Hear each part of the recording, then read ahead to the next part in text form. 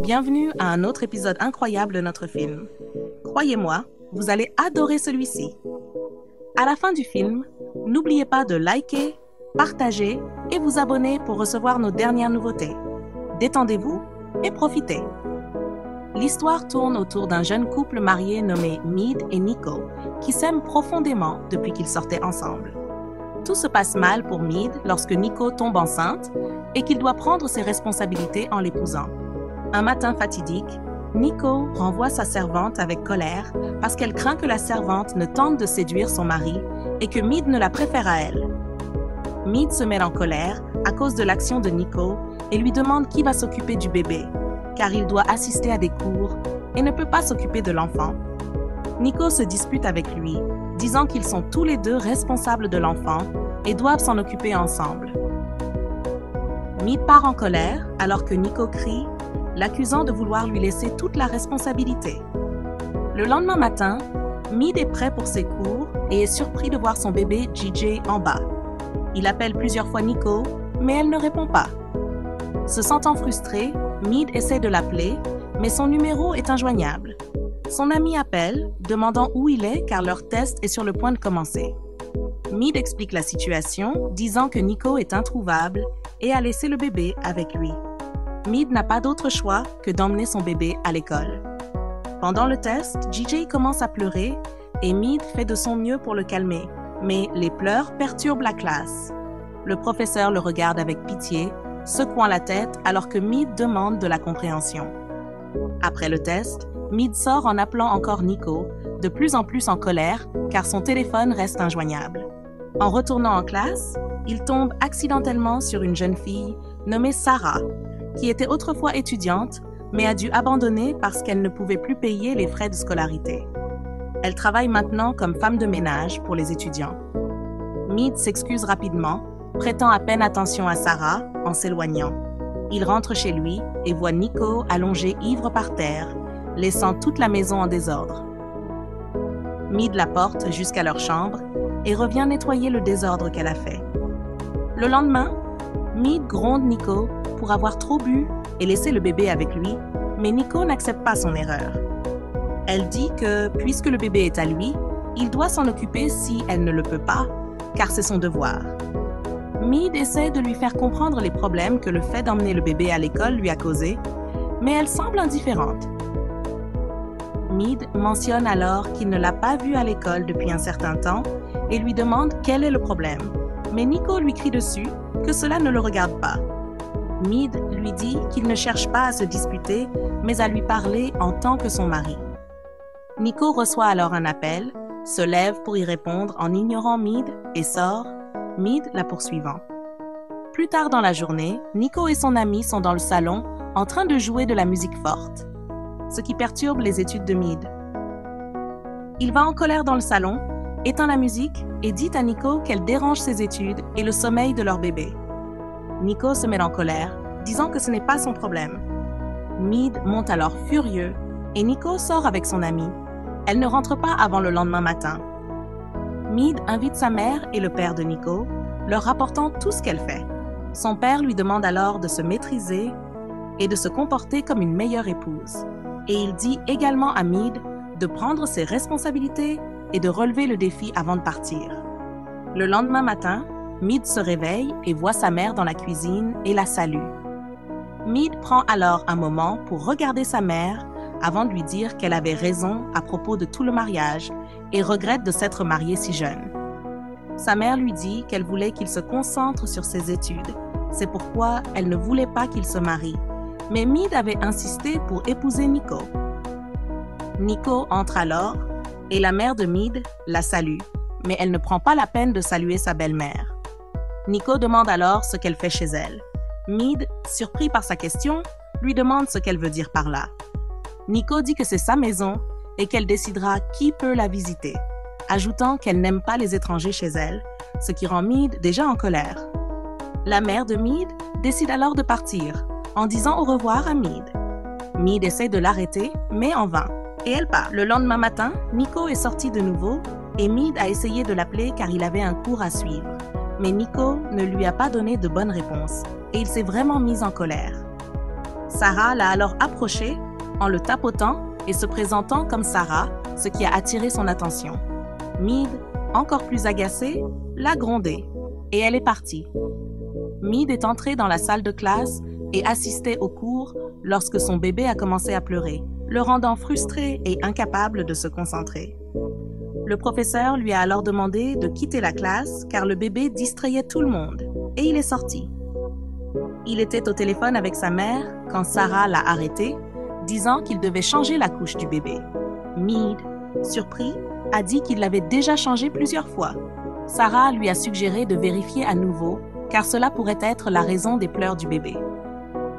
Ils ont marché jusqu'à sa voiture, changé la couche et le bébé s'est calmé. Mead a apprécié son aide et s'est excusé de ne pas avoir répondu plus tôt ce jour-là. Sarah lui a alors donné ses flyers, se présentant comme une femme de ménage qui peut aussi s'occuper d'un bébé. Mead y a réfléchi et a mentionné qu'il était marié et que sa femme pouvait s'occuper du bébé.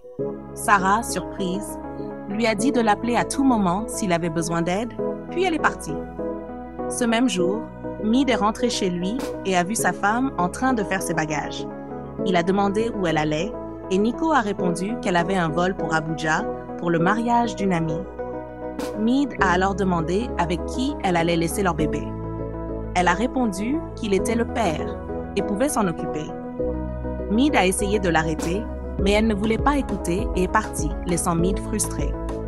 Le lendemain, Mead a emmené son fils à son cours, mais le bébé a pleuré toute la journée, causant des distractions en classe et rendant difficile la concentration de Mead.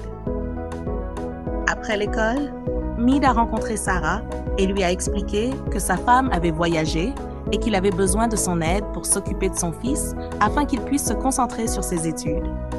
Elle a accepté et Mead a dit qu'il discuterait du paiement par chat. Mead est venu à l'école le lendemain matin et a confié son fils à Sarah, lui donnant tout ce dont elle avait besoin et lui demandant de l'appeler si elle avait besoin de quoi que ce soit. Cette journée a été paisible pour Mead en classe car il a pu se concentrer sur les leçons sans aucune distraction. Après un cours, il est sorti pour vérifier son bébé. Quel père attentionné! Il s'est assuré que son bébé allait bien alors que Sarah lui demandait s'il avait terminé.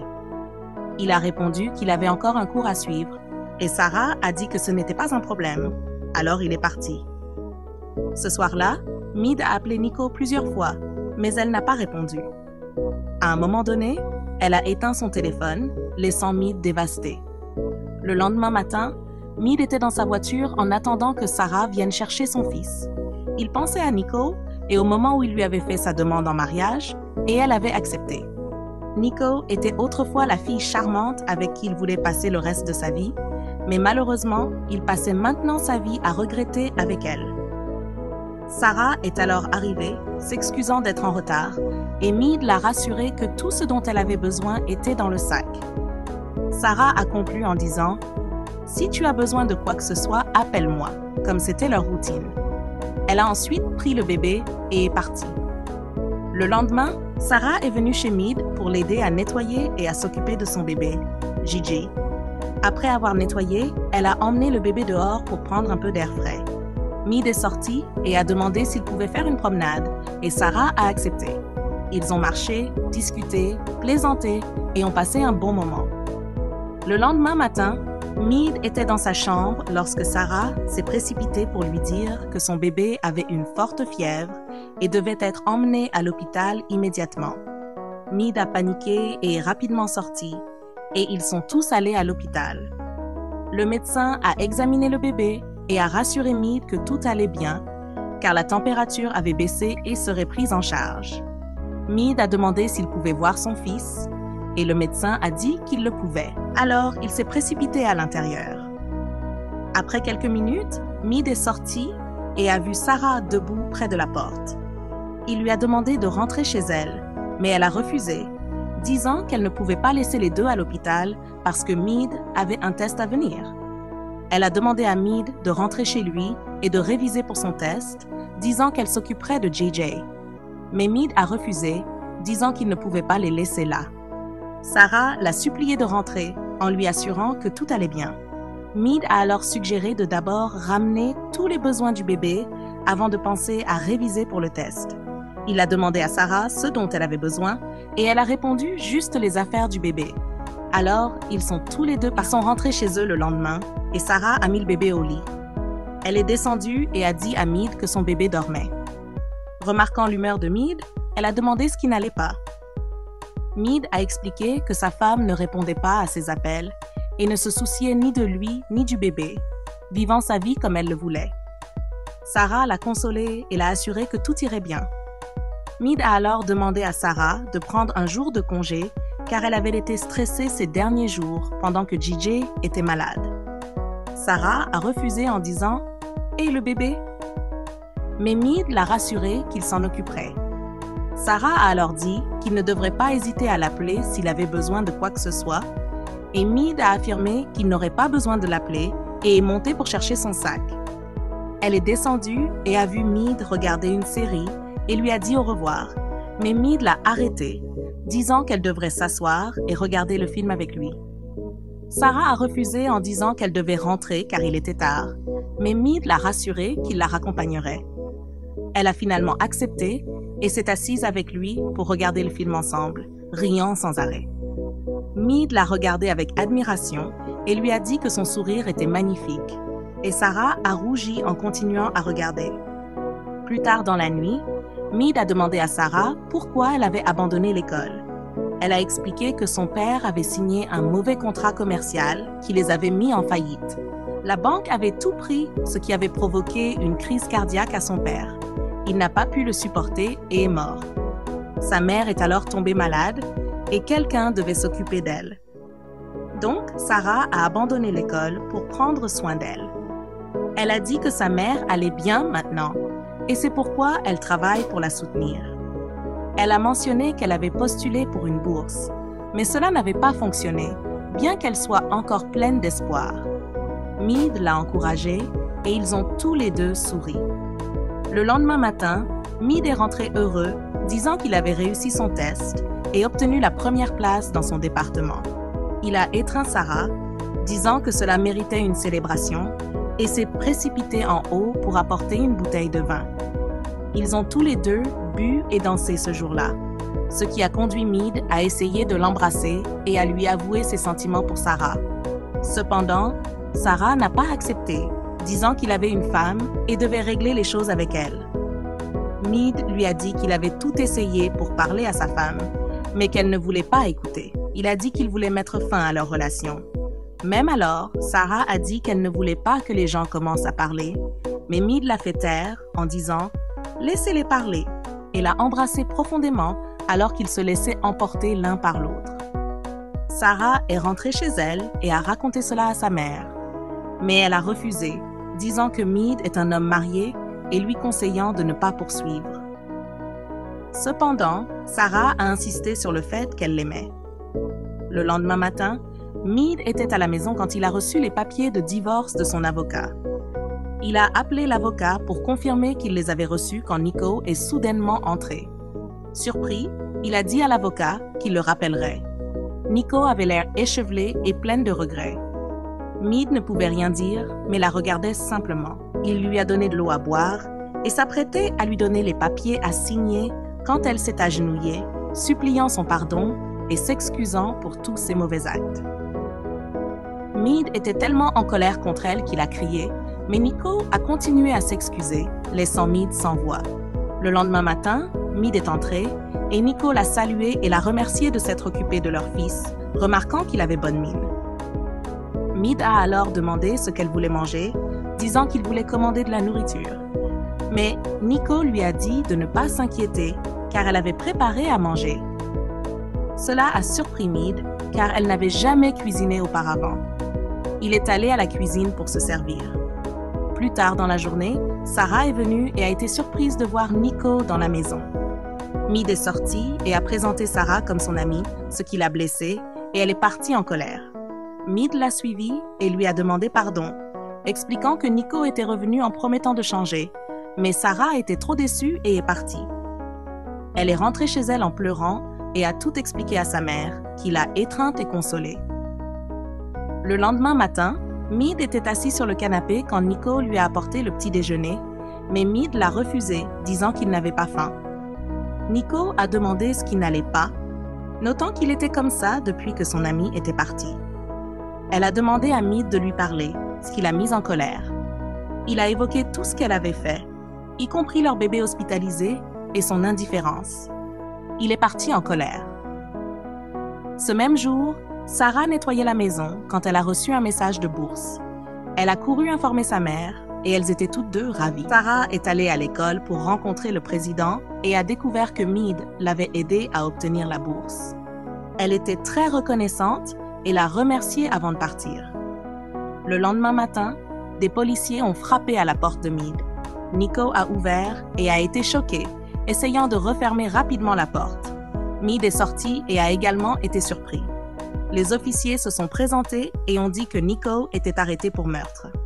Mead a ri, disant qu'il devait s'être trompé de maison et que sa femme ne pourrait jamais faire ça. Les officiers ont alors expliqué qu'elle avait tué un chef à Abuja et s'était enfuie. Nico a commencé à paniquer, disant qu'elle ne l'avait pas fait et qu'ils étaient juste en train de faire l'amour quand il s'est effondré. Cela a choqué Mead et il s'est senti très déçu alors que la police emmenait Nico. Mead a appelé son père pour lui expliquer la situation et a également informé sa mère. Tous deux étaient déçus d'elle et ont décidé de trouver un bon avocat pour les aider à gagner l'affaire. Le lendemain, Mead est allé à l'école et a vu Sarah. Il lui a demandé de la voir et ils ont parlé. Il s'est excusé auprès d'elle et lui a proposé de recommencer en tant qu'amis parce qu'il ne voulait pas se lancer immédiatement dans une autre relation. Il voulait juste prendre le temps de guérir et Sarah a accepté et ils ont tous les deux souri, recommençant à zéro. Alors les amis, j'espère que vous avez appris quelque chose de mon histoire. N'oubliez pas, il est toujours bon de choisir son partenaire de vie avec soin. Ne vous laissez pas emporter par l'amour. Merci d'avoir regardé cette histoire incroyable dans mon monde de films. N'oubliez pas de vous abonner à cette chaîne pour obtenir plus de nos dernières mises à jour. À la prochaine dans notre prochain film.